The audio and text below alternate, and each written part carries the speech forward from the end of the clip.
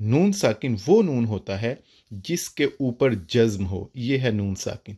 और तनवीन कहते हैं दो ज़बर दो ज़ेर दो पेश को। अब ये बात जहन में रखें, जहां पर भी नून साकिन आ जाए या तनवीन आ जाए तो ज़रूर कोई ना कोई कायदा लागू होगा। अब आपने देखना होगा कि वो कौन सा कायदा है जो लागू हो रहा है।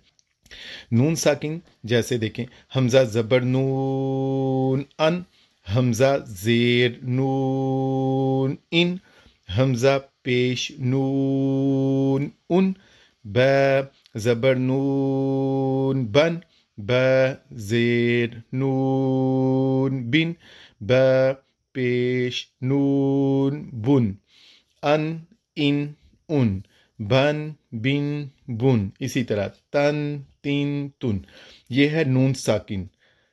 हमजा ज़बर नून अन, ये अन में नून साकिन, इन नून साकिन। इसी तरह अगर हम देखें हमजा दो ज़बर अन, हमजा ज़बर नून अन, लिखा मुख्तलिफ तरीकों से जा रहा है लेकिन आवाज़ एक तरह ही आ रही है। यहाँ पर नून वाज़े है, यहाँ पर नून लिखा नहीं गया लेकिन आवाज़ यहाँ पर भी आ रही है।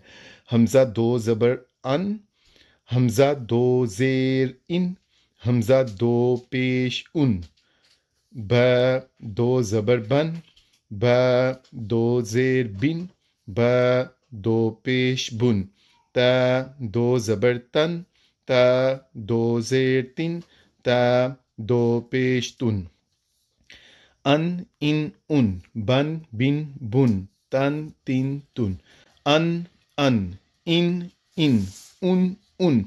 आवाज एक जैसी है लेकिन लिखा मुख्तलिफ तरीकों से गया है। यहां पर नून लिखा तो नहीं गया लेकिन नून की आवाज आ रही है, नून पढ़ा जा रहा है।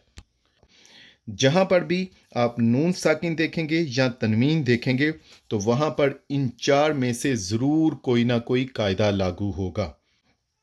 चार कायदे कौन कौन से हैं? इख्फा, इजहार, इदगाम, इकलाब।